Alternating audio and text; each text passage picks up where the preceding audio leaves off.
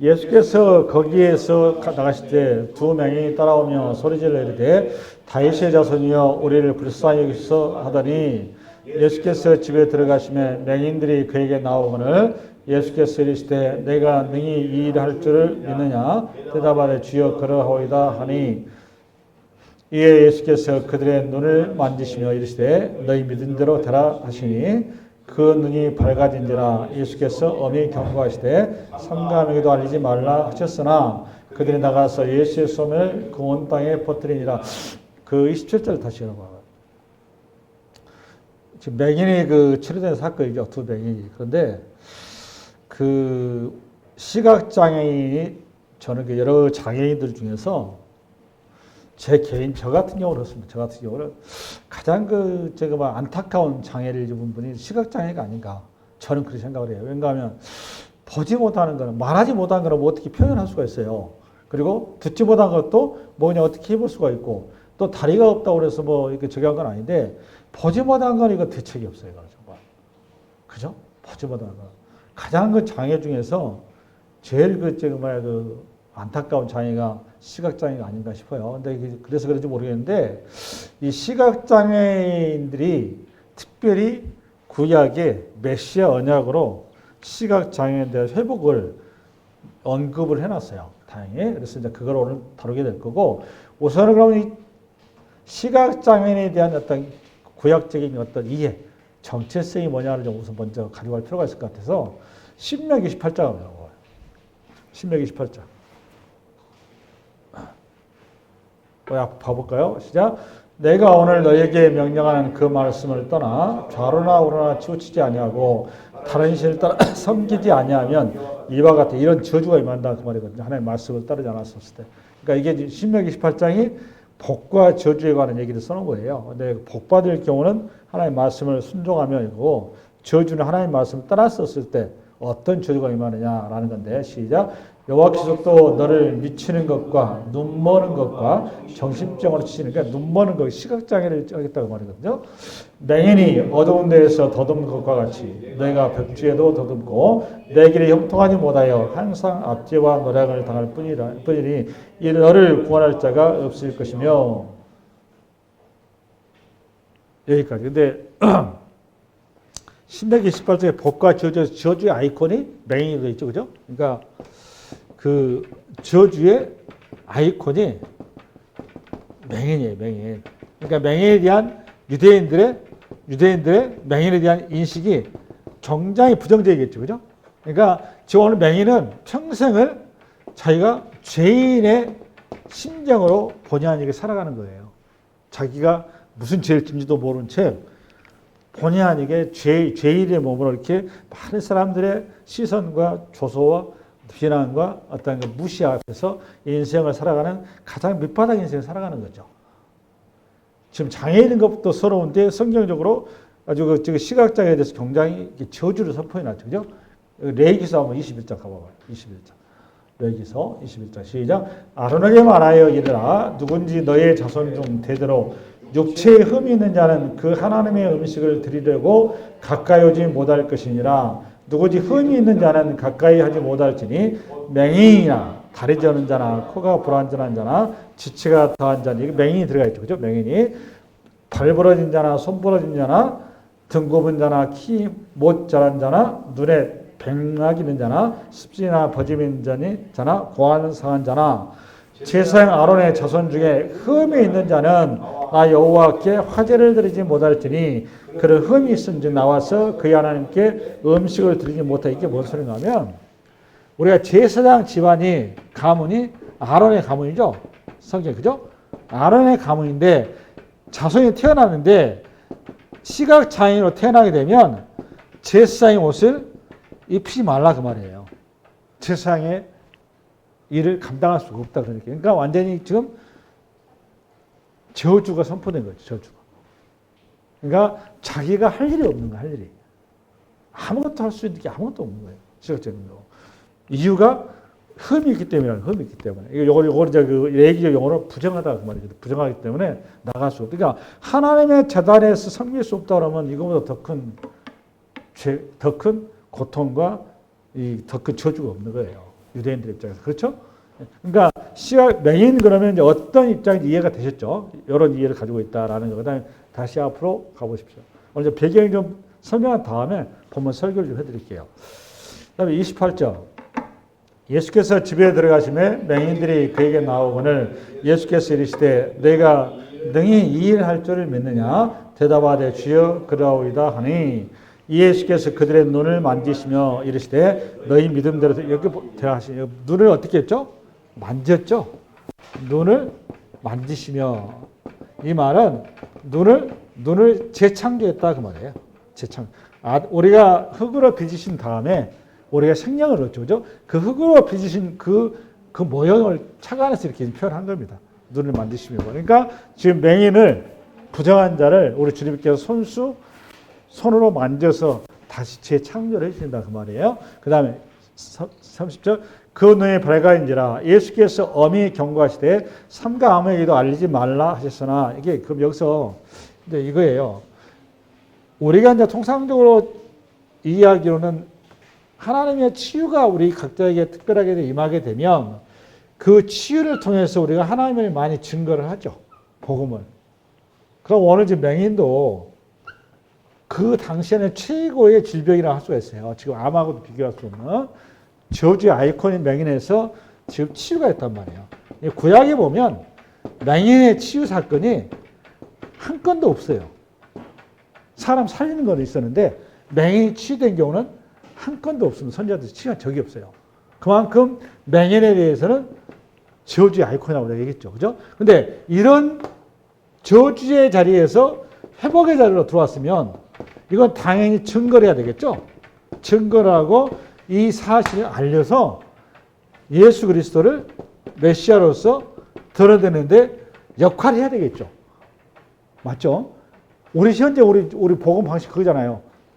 여러분 우리가 암 걸려서 암 치료되면 우리가 여기저기 알리잖아요. 즉 기도해서 됐다고. 근데 그걸 지금 우리 주님께서 이렇게 하지 마라 얘기하고 있는 거죠. 이유가 있어요. 이런 걸 보고 이제 그 신학적 용어로 메시아 은닉이라고 그래요. 또는 비밀이라고 그러는데 이걸 못하게 왜 그러냐면 이 치유 사건이 치유의 원래 의미 있잖아요. 원래 내용이 희석이 되고 내용 자체가 변질이 되지 않도록 하기 위해서 이거를 계속해서 복음서마다 우리 주님께서 절대 발설하지 못하도록 해요. 요 말이 무슨 말이냐면 그 마태오 11장 한번 열어보려고요. 마태오 11장. 오전에 요 얘기를 안 했어요. 마태오 11장 시작. 요한이 오게서 그리스도께서 하신 일을 듣고 제자들을 보내어 예수께 여짜오되 오실 그이가 당신이 오니까 우리가 다른 일을 기다려오리까. 여러분 지금 세례 요한이 감옥에 갇혀 있거든 지금. 감옥에 갇혀. 여러분 세례 요한이 누군가 하면 예수님께서 세례를 받으러 나올 때 보라 세상 죄를 지고 하는 하나님의 어린 양이로다. 기가 막힌 얘기세요. 그러니까 유월절 어린 양이라는 거 우리 예수님께서. 누구도 유월절 어린 양으로 메시아가 올 거라는 걸 상상도 기대도 생각도 못했어요. 구약의 선지자들 말고는. 그런데 이거를 유대인들은 어느 누구도 생각을 못하는데 이거를 세례 요한이 지금 예수를 보고 세상 죄를 지고 하나님의 어린 양이로다. 놀라운 고백을 한단 말이에요. 세례를 받으러 온 주님 앞에. 그럼 세례를 왜 받으셨느냐? 우리 주님이 세례를 받은 거는 우리의 모든 죄를 닦고 그분이 전가받은 거예요. 무슨 말인지 아시죠? 세례를 받는다 그 말은 저와 여러분 모든 인류의 죄를 아담 하나 지은 모든 죄들을 당신이 따는 자리가 세례 받는 현장이에요. 그 세례를 통해서 우리의 죄를 따라버리신 거라고. 그 사역이 시작한 거예요. 그래서 그 죄를 위해서. 그걸 이제 해결하기 위해서. 할렐루야. 그 사역이 이제 공생의 기간이란 말이에요. 우리 주님께서 요거를 세례 요한조차서 이렇게 놀라운 고백을 했는데 오늘 감옥에 들어가가지고 예수님이 그동안 사역한 것을 쭉 보면서 자기가 기대하고 생각했던 그런 메시아가 아닌 거예요. 헷갈린 거예요. 내가 기대했던 메시아는 자기가 기대했던 메시아는 로마의 철권을 제압을 하고 유대인들을 회복하는 걸로 이렇게 이해를 한 거죠. 우리 식으로 말하면. 그러니까 구약 성서에 원래 약속했었던 하나님이 성부 하나님께서 삼위 하나님께서 약속한 메시아 사상하고 세례 요한이 기대했던 메시아 사상하고는 안 맞았던 거죠. 여러분 세례 요한이 이 정도인데 유대인들이 어떨까? 더 하겠죠. 대수들이 더 하지 않는단 말이에요. 메시아가 유월절 어린 양으로 와서 십자가에 죽었다 부활할 것이라고 하면 상상조차를 못했어요.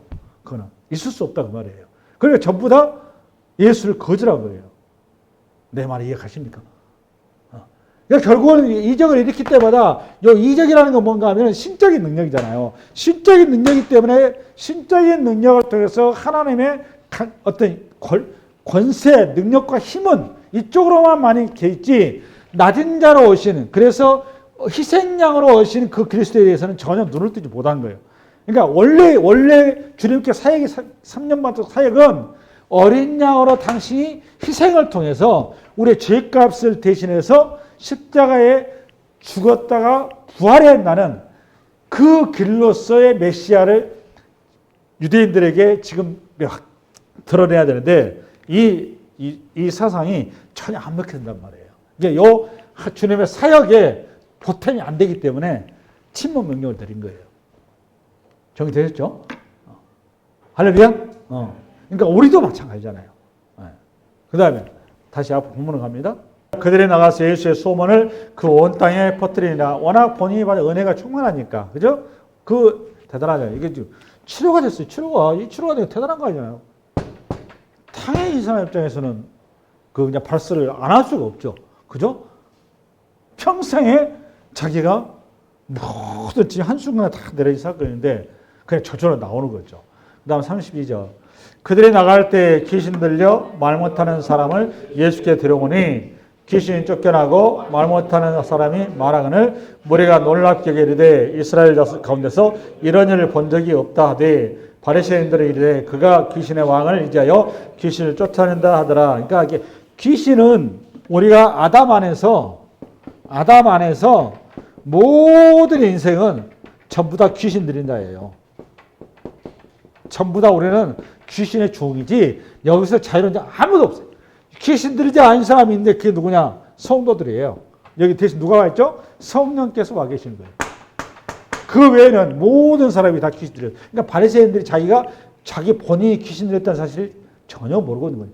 이제 여러분들이 가끔 이제 귀신 들인 거를 제가 무속인들이랄지 여러분이 그날 생각했던 어떤 그런 특별한 어떤 분들만 귀신을 들였다고 생각하시기 쉽은데 좀 죄송한데 예수가 없는 모든 사람들이 다 귀신 들인 거예요.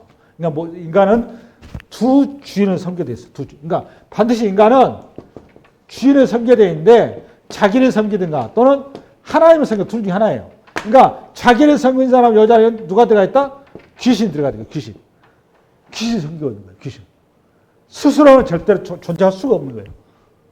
아무리 그 사람이 고상하고 아무리 그 사람이 인품이 훌륭하고 도덕과 윤리가 아주 위대하고 자비로운 사람이 할지라도 예수가 없으면 지금 그 사람 누가 주인 되어 있다? 귀신이 주인 되어 있는 거예요. 귀신. 이게 성경 얘기예요. 그러니까 오늘 바리새인도 비록 자기가 율법에 다 능통하고 구약의 모든 하나님의 말씀을 다 깨고 있다 하지만 정작 본인은 지금 뭐에 들어있어요? 귀신 들여 있는 거예요. 누가 자기한테 지배해야 되는데 성령이. 그러니까 신앙생활 잘하셔야 돼요. 교회 다니는 자에서 전부 다 하나님의 영으로 있는 자가 아니에요.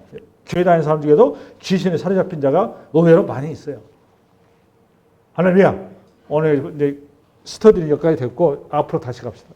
앞으로 가서 지금부터 이제 본론으로 좀 들어가겠습니다.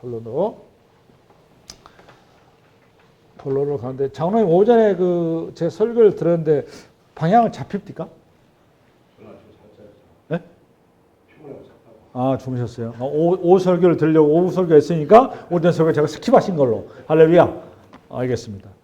그런데 권사님도 좀 주무시더라고 오전에. 그래서 수고하셨고요. 연세가 있으시니까. 우리가 27절 시작. 예수께서 거기에서 떠나가실 새 두 명이 따라오며 소리를 이르되 다윗의 자손이여 우리를 불쌍히 여기소서. 여기 이제 중요한 건 뭔가 하면 오늘 설교 제목이 다윗의 자손이여 이거예요. 다윗 자손이여. 근데 요 말이 이게 메시아 사상이거든요. 이게 메시아 대망 사상을 가장 잘 표현하고 이해하고 기다리고 고백하는 중요한 단어가 다윗의 자손이에요. 다윗의 자손 그러면 딱 떠오르는 게 뭐다 여러분? 메시아 대망 사상의 영혼. 왜 그러냐? 마태복음 1장 1절이라고. 1장 1절. 시작. 아브라함과 다윗의 자손 예수 그리스도의 기업하라. 여러분 마태복음 시작하자마자 마태가 아브라함과 다윗의 자손 예수의 족보죠. 예수 족보에 뭐가 들어갔어요? 앞에 다윗의 자손. 그러니까 메시아는 반드시 누구를 통해서 온다는 거죠, 여러분? 다윗의 가계를 통해서 메시아가 온다는 요거는 하나님의 약속이라는 거예요. 약속. 약속이기 때문에 요 내용은 하나님의 말씀을 배우는 ABC 시작하자마자 맨 먼저 다윗의 자손 오신 메시아부터 소식을 들은 거예요. 잠깐만 뭘 들어야 되니까? 구원자를 기다려야 되니까. 구원자가 어떤 분인지를 알아야 되고 그 분을 기다려야 되는데 그분의 ABCD 출발이 다윗의 기보다 그 말이에요. 요거는 어디에 나오냐? 사무엘하 7장이라고. 시작.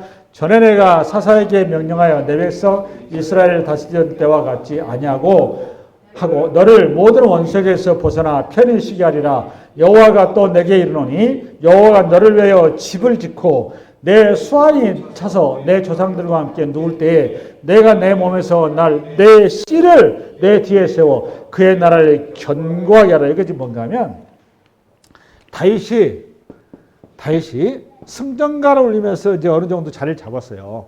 그래서 예루살렘 성전에 있는데 자기는 백양목 궁에 있는데 궁궐이 백양목 궁이란 말이에요.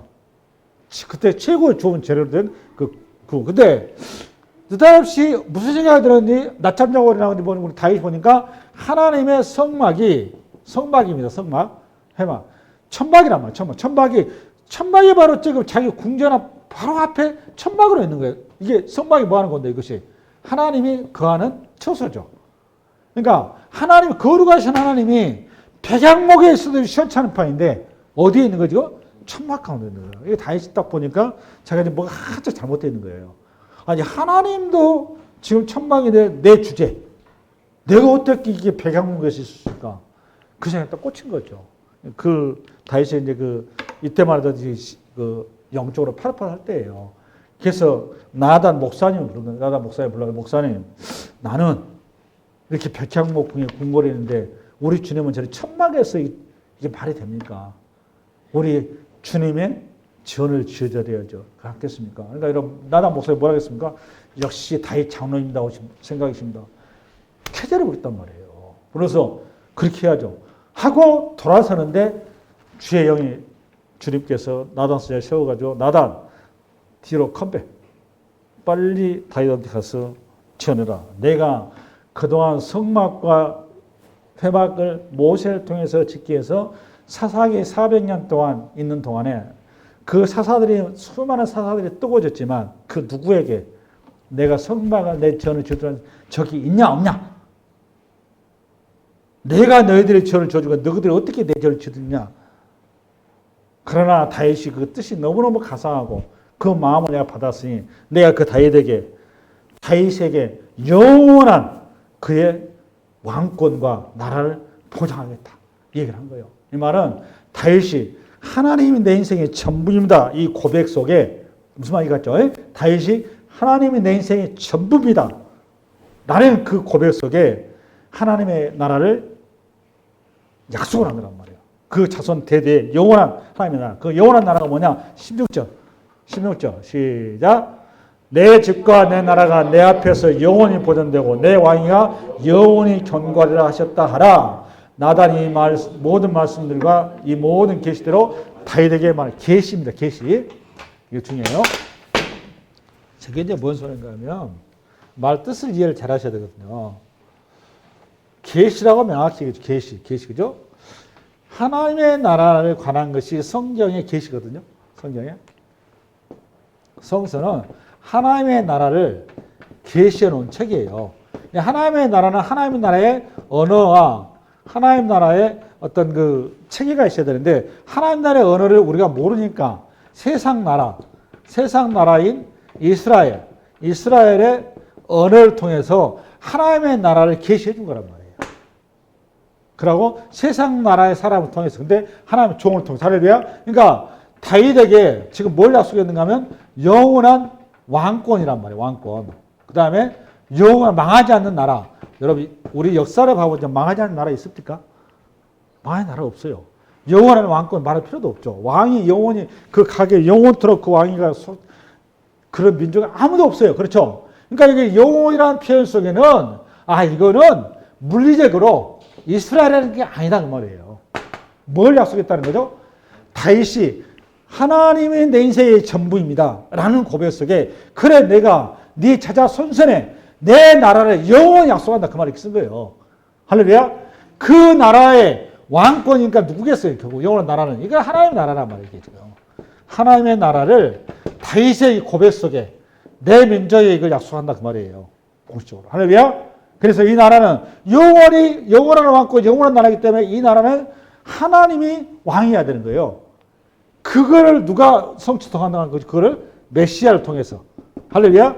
이 메시아가 그러니까 예수 그리스도란 말이에요. 예수님을 통해서 이루어질 하나님의 나라, 영원한 왕권을 다윗의 그 놀라운 고백 속에서 이렇게 언약을 맺어준 거예요. 약속하신 거예요. 이게 다윗의 언약 그런 거예요.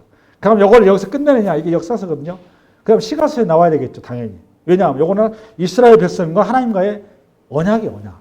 다윗의 왕을 통해서 약속하신. 시가서의 시편 89편이라고. 시편 89편.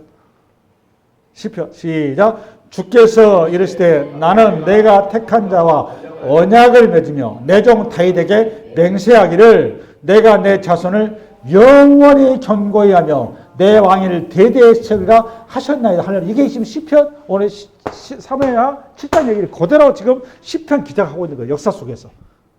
할렐루야. 아멘. 이게 너무너무 중요한 사건이니까. 우리 구원만큼 중요한 게 어디 있어요? 그럼 요거만 했겠냐? 그렇지 않습니까? 이스라엘이 결국은 물리적으로 이해했던 자기 나라가 망했어요.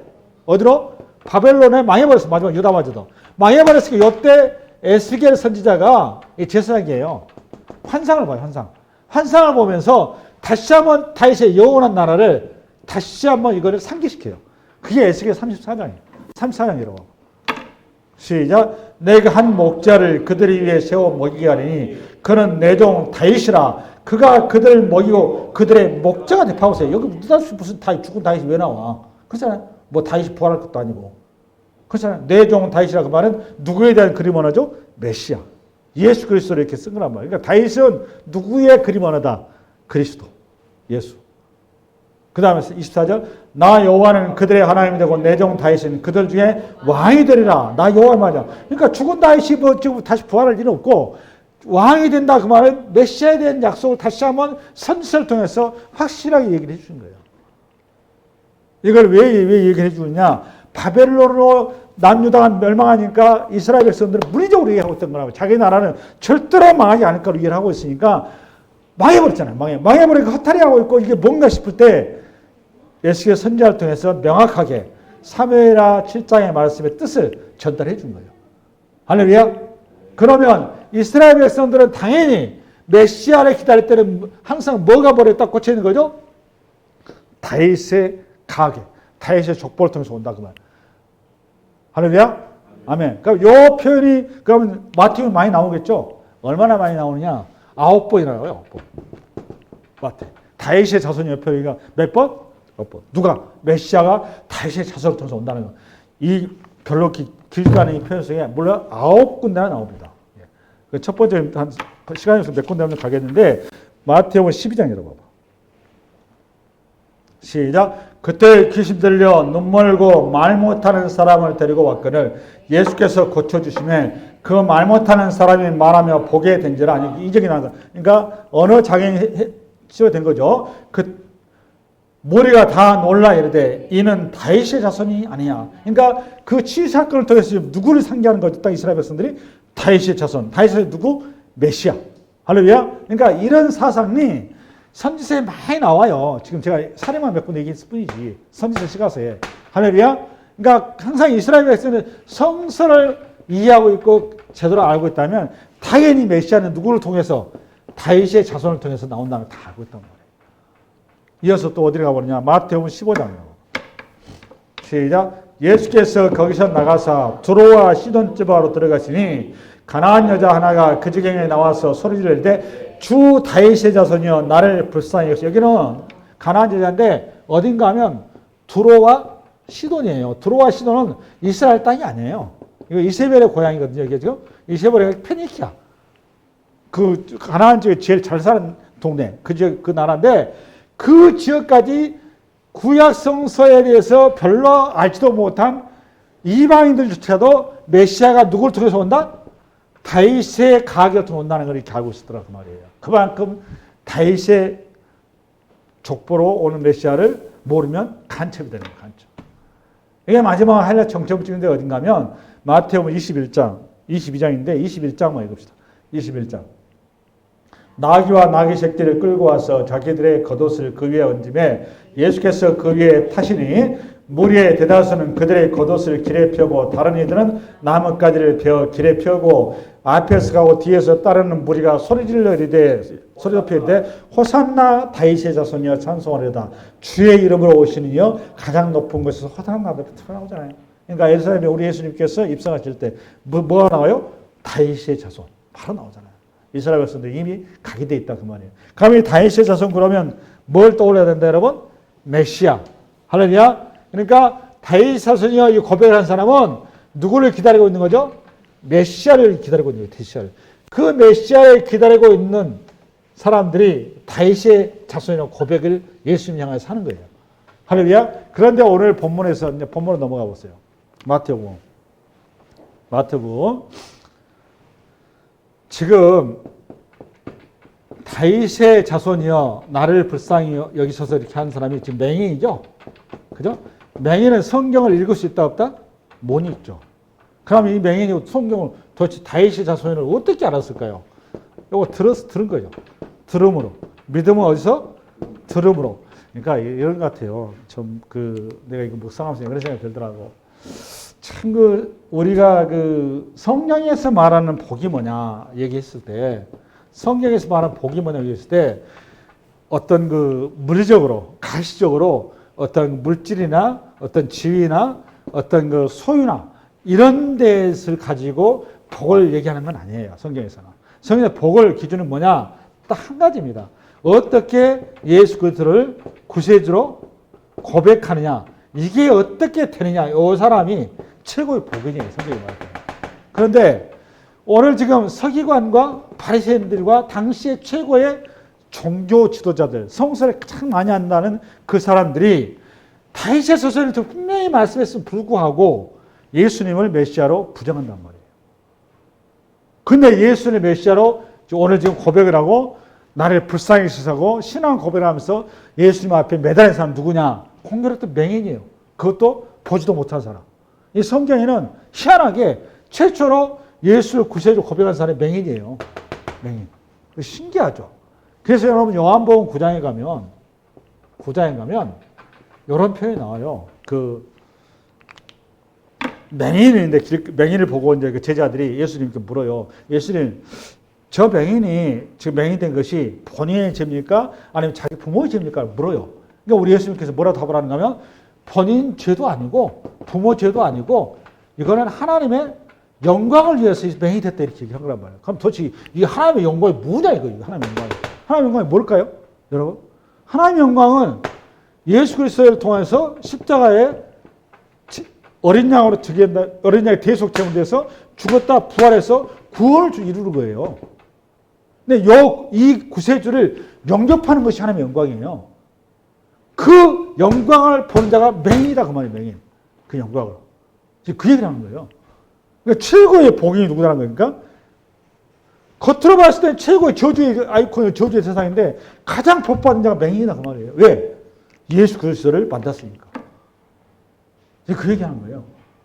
그럼 도대체 맹인은 그러면 이렇게 메시아가 왜 찾고 있느냐? 구약 성경에 당연히 맹인에 대한 약속이 있단 말이에요. 약속. 회복의 약속이. 이게 많이 나오는데 이사야 35장 한번 열어봐봐. 여러분들 많이 나와있는데 35장. 선지서에 계속 이러지 하거든요. 메시아가 이 땅에 오게 되면 이루어질 일들을 얘기를 하는 겁니다. 시작. 그때 맹인이 눈을 밝을 것이며 못 듣는 사람이 귀가 열릴 것이며 그때 저는 자는 사슴같이 뛸 것이며 말 못하는 자의 혀는 노래하리니 이는 광야에서 물이 솟게 있고 사방에서 시내 흐를 것이며 그러니까 이 구세주가 오게 되면 메시아 오게 되면 이루어질 하나님의 약속이란 말이에요. 그러니까 지금 눈먼 맹인의 입장에서는 평생의 저주와 무시와 학대 속에서 살아가면서 딱 한 가지 희망 뭐밖에 없습니까? 메시아가 있다면 오면이에요. 메시아가 있다면 내 모든 저주와 무시와 이 고통과 눈물이 탄식이 일거에 정된다. 이 소망 하나를 가지고 살아가는데 어느 날 옆에 들려온 소리가 예수라는 분인데 이분이 메시아라는 이분을 통해서 이 구약이 약속한 이 놀라운 이 치유 사건, 맹이 눈을 뜨는 사건 이런 일을 하더라는 거예요. 그분에 의해서 팍 붙잡더라고 오늘 이 사람이. 오늘 예수님 오늘 보면 처음에 우리 주님께 바로 안 고쳐줘요. 그냥 무시하고 이제 집에 들어가 버리시는데 이 친구가 맹인이 끝까지 예수님 쫓아와서 자기를 치료해달라고 이렇게 하는 거예요. 할렐루야. 그러니까 사람이 배가 고파야 돼요. 배가 고픈 사람이 먹을 걸 찾아서 가는 거예요. 배가 고프지 않으면 절대로 자기가 움직이지 않아요. 할렐루야. 아멘. 그러면 몇 가지 좀 찾아왔어요. 이 사상이 오늘 본문의 사상이 요 내용들이 당연히 구약의 약속이겠죠. 약속. 도대체 그러면 오늘 맹인은 알아보는데 왜 설교하고 바리새인은 뭘 알아보느냐? 우리 모든 인간들은 아담 안에서 전부 다 맹인이 되어 있다 그 말이에요. 맹인. 전부 다 우리는 아담 안에서 죄로 인해서 다 영적 맹인이 되어 있는 거예요. 이 맹인들을 향하여서 우리 주님께서 구약에 다윗의 자손을 통해서 언약을 하셨단 말이에요. 거기서 나올 씨를 통해서 거룩한 씨를 통해서 이 맹인들을 전부 다 눈뜨게 할 것이다. 이 약속이 구약에 돼 있다 안 돼 있다? 당연히 돼 있습니다. 그게 이사야서 6장이에요. 6장. 이사야 6장 시작. 내가 또 주의 목소리를 들으니 주께서 이르시되 내가 누구를 보내며 누가 우리를 위하여 갈고 하시니 그때 내가 이르되 내가 여기 있나이다 나를 보내소서. 이게 지금 뭔가 하면 이사야가 소명받는 자리입니다. 이사야가 주님 앞에 소명받는 자리. 이때 우시아 왕이 죽고 나라가 이제 그때 우시아 왕이 이스라엘 그 남유다 역사 중에서 최고의 부흥기를 이뤘어요. 그러니까 그렇게 경제의 부흥을 일으켰으니까 그런 정말 위대한 왕이 지금 죽었으니까 이 나라가 도대체 앞으로 어떻게 될 것인가 선지자 입장이 굉장히 불안해하겠죠. 그러니까 이사야 선지자가 성령의 기도를 하는데 그때 환상이 하나님의 하늘문이 열리면서 주의 음성이 들려오더란 말이에요. 이어서 9절. 여호와께서 이르시되 가서 이 백성에게 이르기를 너희가 듣기는 들어도 깨닫지 못할 것이요 보기는 보아도 알지 못하리라 하여 이 백성의 마음을 둔하게 하며 그들의 귀가 막히고 그들의 눈에 감기게 하여 염려하건대 그들의 눈으로 보고 귀로 듣고 마음으로 깨닫고 다시 돌아와 고침을 받을까 하노라 하시기로 내가 이르되 주여 어느 때까지니까 하였더니 주께서 대답하시되 성읍들은 황폐하여 주민이 없으며 가옥들에는 사람이 없고 이 토지는 황폐하게 되며 여호와께서 사람들을 멀리 옮기셔서 이 땅 가운데 황폐한 곳이 많을 때까지니라. 이 말이 무슨 말이냐면 이스라엘 백성들이 가나안 땅에 들어와가지고 제사장으로 부름을 받았는데 제사장의 자리는 거룩의 자리예요.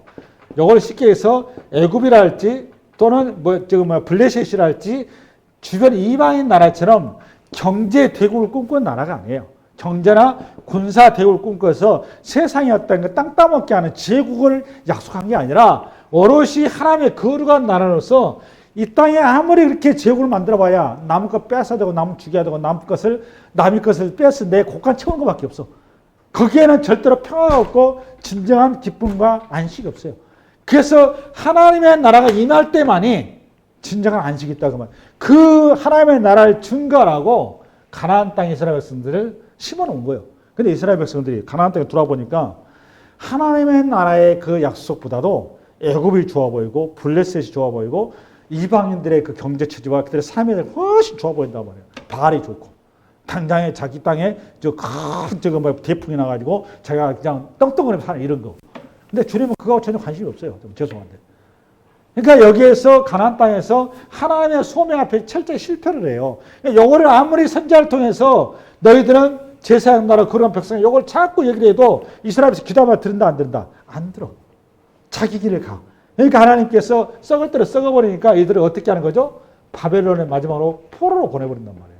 이게 아주 망가뜨려버리는 거예요. 그 나라를 완전히 우리 식으로 말하면 그냥 져서버리는 거예요. 그 얘기를 한 거죠. 이사야 선지자 통해서. 이 백성이 도저히 하나님의 제사장으로서의 길을 거부하니 내가 이들을 완전히 근본적으로 뜯어 고쳐야 되겠다. 할렐루야. 그러니까 하나님의 뜻을 이루려면 결국은 성령이 임하지 않고서는 이게 갈 길이 없어요. 우리는 육의 농과 육의 시간과 육의 지혜를 가지고는 애굽과 블레셋과 미국 같은 이런 나라를 선호하지 하나님의 거룩한 나라를 전혀 그 길로 갈 수가 없는 거예요. 그게 고역이라는 거예요. 그 다음에 13절. 그 중에 10분의 1이 아직 남아있을지라도 이것도 황폐하게 될 것이나 밤나무와 상수나무가 배임을 당하여도 그 그루터기 남아있는 것 같이 거룩한 씨가 이 땅에 그루터기라 하시더라. 이 말이 뭔 소리인가 하면 비유를 한 거죠. 나무가 상수리나무, 함나무 이거 전부 다 이스라엘이란 말이에요. 그래서 하나님의 원래 약속된 제사장 나라 백성들인데 이게 전부 다 지금 뜻을 이루지 못하게 다 하나님 베어내버리고 심판하신 거죠. 그럼 마지막에 밑둥밖에 안 남은 거예요. 밑둥이. 요것이 다 없어진 거. 밑둥이 요거 남았는데 요 밑둥에서 다시 새싹이 나온다 그 말이에요. 새싹. 요게 거룩한 씨라는 거예요. 이 거룩한 씨를 통해서 하나님의 나라를 다시 세워갈 것이다. 이 약속을 한 거예요. 이사야 선지자. 그럼 거룩한 씨가 뭐냐? 예수라고. 예수. 메시아라고. 메시아. 그 씨. 할렐루야. 다윗의 가문을 통해 약속했던 그 메시아. 그 메시아가 새싹이 나와서 하나님의 나라는 영원한 나라이기 때문에 약속이기 때문에 그 나라는 절대로 약속이 취소될 수가 없어요. 그 약속이기 때문에 하나님은 사람은 취소해도 하나님은 성취하신단 말이에요. 그래서 이걸 이루기 위해서 내가 메시아를 약속했다 얘기를 한 거예요. 할렐루야. 그 메시아가 있다가 오게 되면 메시아의 표적으로 그 메시아가 뭘 한다고 여러분? 맹인이 보게 된다고. 맹인이. 눈을 뜨는 현상이 보게 된다. 그러니까 맹인이 눈을 뜬 것이 중요합니까? 아니면 맹인이 눈 뜬 사건을 통해서 메시아를 알아보는 게 중요합니까? 메시아를 알아보는 게 중요한 거예요. 근데 우리는 뭐에 자꾸 꽂히냐? 맹인이 눈 뜨고 있어요. 또 꽂히는 거예요. 자꾸. 근데 거기에 포커스가 있지 않다 그 말이에요. 할렐루야. 그러니까 오직하면 이스라엘 백성들이 하나님의 약속의 말씀을 이해를 못하니까 저 12장 열어보려고 12장. 이렇게 많은 표적을 그들 앞에서 행하였으나 그를 믿지 아니하니 이는 선지자 이사야의 말씀을 이루려 하심이라. 이르되 주여 우리에게서 들은 바를 누가 믿었으며 주의 팔이 누구에게 나타났나이까 하였더라. 그들이 능히 믿지 못한 것은 이 때문이니 곧 이사야가 다시 이르시되 그들의 눈을 멀리하시고 그들의 마음을 완고하게 하셨으니 이는 그들로 하여금 눈으로 보고 마음으로 깨닫고 돌이켜 내게 고침을 받지 못하게 하려 함이라 하였음이더라. 이사야가 이렇게 말한 것은 주의 영광을 보고 주를 가리켜 말한 것이라. 그러니까 아무리 우리 예수님께서 오셔가지고 많은 표적과 기사와 500년을 일으키고 그렇게 많은 것들을 일으켜도 우리 예수님을 메시아를 알아보더라 못 알아보더라. 못 알아보더라 그 말이에요. 왜 그렇다고 여러분? 영적인 병이니까. 이사야가 환상으로 보면 카타르란 말이에요. 그러니까 오직하면 우리 주님 요한복음 9장만 열어보란가? 9장. 요한복음 9장. 창세 이후로 맹인으로 난 자는 눈을 뜨게 하였다함을 듣지 못해. 구약에 맹인이 치유된 사건이 있다 없다? 없다 그 말이에요. 그런데 약속을 했는데 메시아가 오게 되면 맹인을 뜨게 한다는 거예요.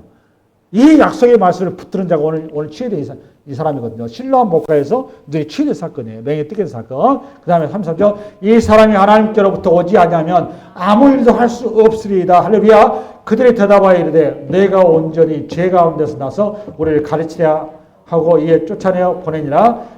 예수께서 그들이 그 사람을 쫓아냈다는 말을 들으셨더니 그를 만나서 이르시되 너가 인자를 믿느냐? 대답하여 이르되 주여 그가 누구시오니까 내가 믿고자 하나이다.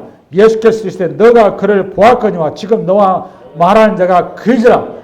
이르되 주여 내가 믿나이다 하고 절하는지라. 예수께서 이르시되 내가 심판하러 이 세상에 왔으니 보지 못하는 자들은 보게 하고 보는 자들은 맹인되게 하려 함이라 하시니 바리새인 중에 예수와 함께 있던 자들이 이 말씀을 듣고 이르되 우리도 맹인인가? 맹인이지. 41절 예수께서 이르시되 너희가 맹인이 되었더라면 죄가 없으려니와 본다고 하니 너희 죄가 그들에게 되자. 기가 막힌 얘기한 거예요. 기가 막히죠. 그러니까 우리가 지금 요 얘기가 무슨 소리냐면 바리새인과 서기관들로 대표되는 예수를 못 알아보는 모든 사람들은 우리가 가지고 있는 지식과 지혜와 우리가 가지고 있는 경험과 우리가 가지고 있는 모든 사상의 체계를 가지고 하나님을 알려고 했었는데 하나님은 우리의 어떤 지식을 가지고 이해를 가지고 알아진 존재가 아니더라 그 말이에요. 그럼 하나님 가면 메시아를 만날 수 유일한 길이 뭐냐? 하나님의 말씀에 눈 뜬 자인데 이 말씀에 눈을 뜨려면 계시의 영이 임해야 된다 그 말이에요. 계시의 영. 그래서 요거를 위해서 우리 예수님께서 이 땅에 거룩한 씨로 오셔서 계시의 영을 우리에게 주시기 위해서 이 땅에 오셨다 그 말이에요. 어떻게 주셨느냐? 당신이 홀로 다윗의 언약을 십자가에서 이루시고 할렐루야. 십자가에서 고난받다 죽으시고 부활하심으로 그 모든 언약을 완성하시고 승천하신 다음에 드디어 하나님의 언약을 이해할 수 있는 계시를 이해할 수 있는 하나님에게 성령을 우리에게 보내주셔서 성령을 통해서 우리가 그제서야 눈이 띈다 그 말이에요. 무슨 말 이해하셨죠? 그랬을 때 우리가 영적인 명예의 잔에서 우리가 노연함 받아서 진정한 하나님의 사람으로 백성으로 우리가 태어난다 그 말이에요. 할렐루야. 이 한 말씀이 이 한 주간 여러분을 세워나가는 복된 말씀 되시기 바랍니다.